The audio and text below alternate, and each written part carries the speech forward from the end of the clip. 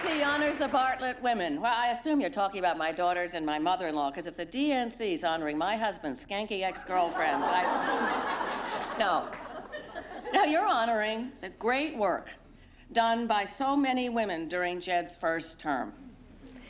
Sherry Klein and Jean Hammond at the NWLA, who got $28 billion into the federal budget for health care coverage for the uninsured and children of low-income parents. Ellen Masedjan and her team at the National Education Initiative.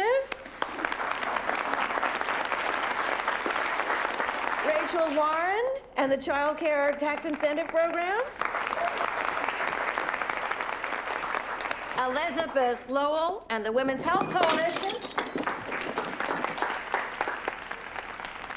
I beg your pardon, ma'am.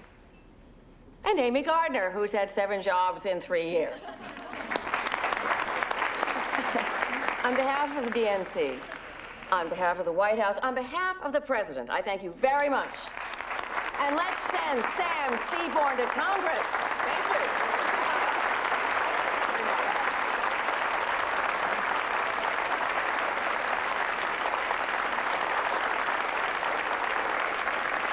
I'm so sorry, ma'am. I was reaching for the water glass, misjudged the angle on the candle, and as you saw, one thing led to another. How did you live with Josh Lyman?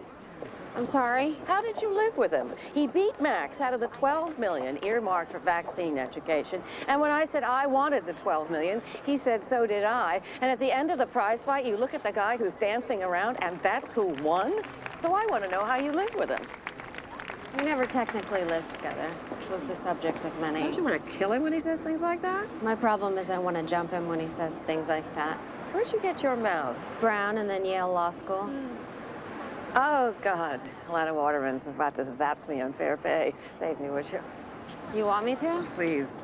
Abby, you were charming. Good to see you, Alana. I'm not sure if you saw my op-ed this morning, but I did. Me too. Well, what I wanted to say... I thought it was terrific, if that counts for anything. Thank you. Obviously... And courageous. I'm sorry? I thought it was courageous because the leadership wanted fair pay done quietly, so it didn't become necessary for the moderate Republicans to make it a symbol of left-wing overreaching, as if the president doesn't have enough problems. But you said screw the leadership, and I think that's courageous. Ironically, I have a hunch the First Lady could have been brought on board fair pay if she'd been lobbied more, what's the word, more, you know, professionally, rather than being embarrassed in this morning's newspaper. Alana. Lovely remarks today, ma'am. That's what I came over to say.